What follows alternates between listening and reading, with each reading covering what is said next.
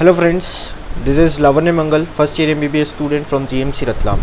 आज एक बहुत ही इंपॉर्टेंट मुद्दे पे मैं आप सभी लोगों से बात करने आया हूँ, वैक्सीनेशन। क्या आपकी उम्र 45 साल या 45 साल से ऊपर है? अगर हाँ, तो क्या आपने वैक्सीनेशन करवा लिया है? अगर हाँ, तो आप मुझे कमेंट बॉक्स में लिख करके बताएं, ये बहुत ही अच्छी बात है। और अगर आपने अभी तक के वैक्सीनेशन नहीं करवाया, तो आपने अभी तक वैक्सीनेशन क्यों नहीं करवाया, ये भी आप मुझे कमेंट बॉक्स में लिख करके बताएं, ताकि हमें ये पता लग पाए कि क्या चीज़ है जो आपको वैक्सीनेशन से रोक रही है। देखिए, कोरोना के केसेस बहुत ही तेज़ी से, बहुत ही स्पीड में एकदम बढ़ रहे हैं हमारे देश में। आपने भी देखा होगा, 1 लाख 1.5 लाख तक के अब केसेस एक दिन में मिलने लगे हैं। तो इस चीज़ से बचने का अभी जो हमारे पास सामने सबसे बेहतर तरीका नज़र आ रहा है वो है वैक्सीनेशन। खुद को वैक्सीनेट करवाएं, ठीक है। तो एटलीस्ट आप खुद को लकी समझिए कि आप 45 साल से अगर ज़्यादा हैं तो आपको एक मौका मिल रहा है इस डेडली डिजीज़ के अगेंस्ट वैक्सीनेट होने का। गवर्नमेंट इतना चिल्ला करके बोल रही है कि आप वैक्सीनेशन करवाएं, वैक्सीन लगवाएं, फिर भी हम वैक्सीन क्यों नहीं लगवा रहे? क्यों हो रहा है ऐसा? क्यों हम जो भ्रामक चीज़ें इस सोसाइटी में फैल रही है, जो अफवाहें सोसाइटी में फैल रही हैं, उन पर विश्वास करके और वैक्सीन से दूर हो रहा है? ये बहुत गलत हो रहा है। हमें तुरंत अब वैक्सीन लगवाना है और इस बीमारी को यहीं ख़त्म करना है। पुराने ज़माने में भी जब बीमारियां आई थी तो ये देखा गया है कि इनको कंट्रोल करने का एक ही रास्ता सामने निकल कर के आया था, वो है वैक्सीन। तो इस चीज़ में आप सभी लोग जो भी एलिजिबल एज ग्रुप के हैं, आगे आएँ और वैक्सीनेशन करवाएं, ठीक है। तो अब मैं आपसे आज इसी पर बात करूंगा। दरअसल वैक्सीन होती क्या है और जो अफवाहें सोसाइटी में फैली हुई है, ये 2 मुद्दों पर मैं आपसे बात करने वाला हूँ। वैक्सीन क्या होती है? वैक्सीन दरअसल जो भी बैक्टीरिया या वायरस जिससे कोई बीमारी फैल रही है, उसका एक पार्ट या वो एक मरे हुए फॉर्म में या एक डुप्लीकेट फॉर्म में हम हमारी बॉडी के अंदर इंजेक्ट करते हैं। अब बॉडी के अंदर इंजेक्ट करने पर जो हमारी रोग प्रतिरोधक क्षमता या सादी भाषा में इम्यूनिटी का है, तो इम्यूनिटी की वजह से अपना इम्यून सिस्टम जो भी बाहर से कोई चीज़ आई है जो बॉडी से मिलती जुलती नहीं है, उसको घेर करके मार डालता है।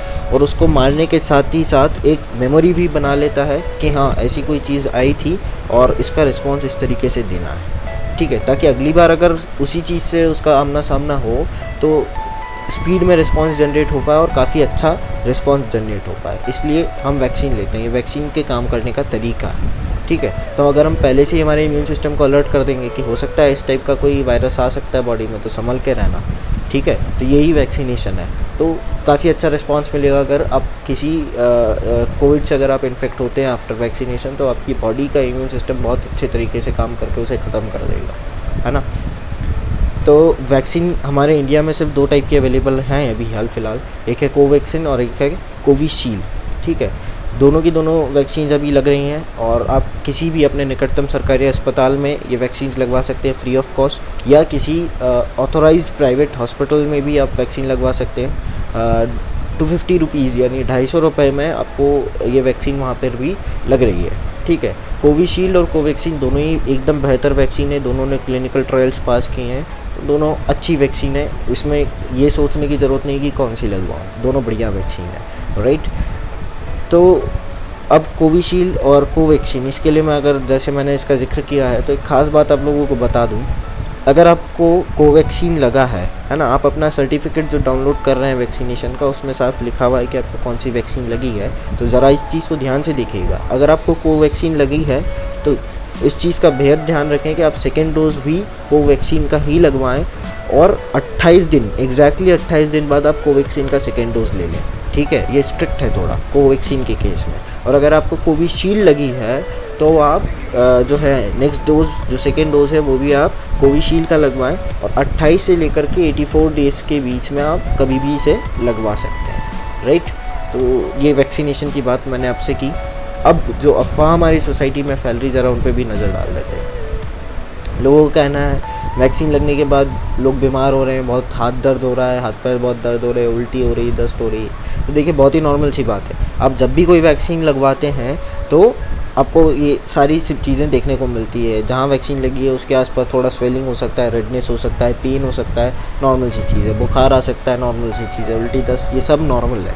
तो इस चीज़ से घबराने की ज़रूरत नहीं है, एकदम नॉर्मल है। कोई भी वैक्सीन लगता है उसके बाद स्वाभाविक सी चीज़ है कि ये चीज़ें होनी है, और ये टेम्परेरी होती हैं, 1-2 दिन होगा उसके बाद सही हो जाता है। दूसरी बात सामने निकल कर के आ रही है कि वैक्सीन लगवाने के बाद भी लोग कोरोना पॉजिटिव आ रहे हैं। तो हाँ, ये बात सच है।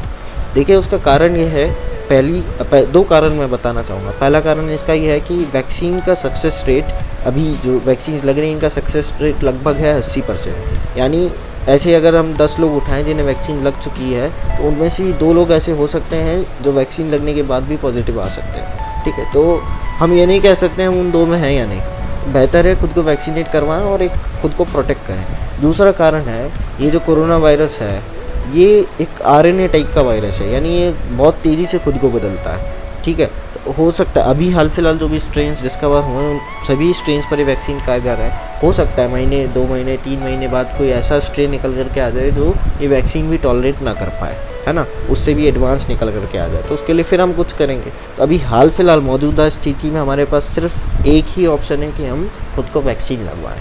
ठीक है, मैं आपके सामने बैठा हूँ, मुझे भी वैक्सीन लग चुकी है, मैं अभी हंसता खेलता एकदम मस्त हूँ, एकदम स्वस्थ हूँ। तो वैक्सीन लगवाने से कोई नुकसान नहीं है, तुरंत अपना वैक्सीनेशन करवाएं। और सभी मेडिकोज जो मेरा वीडियो देख रहे हैं, एक कैंपेन की आज मैं शुरुआत करना चाहूँगा, है ना। मेरी आपसे रिक्वेस्ट है कि आप जो हैं अपने निकटतम या अपने पास में जो भी रहते हैं, ऐसे कि नहीं 3 लोग जो इस वैक्सीनेशन के एलिजिबल एज ग्रुप में हैं, उन्हें वैक्सीनेशन के लिए प्रमोट करें और उनका वैक्सीनेशन करवाएं। ठीक है, और उनके साथ अपनी एक फ़ोटो हमें शेयर करें।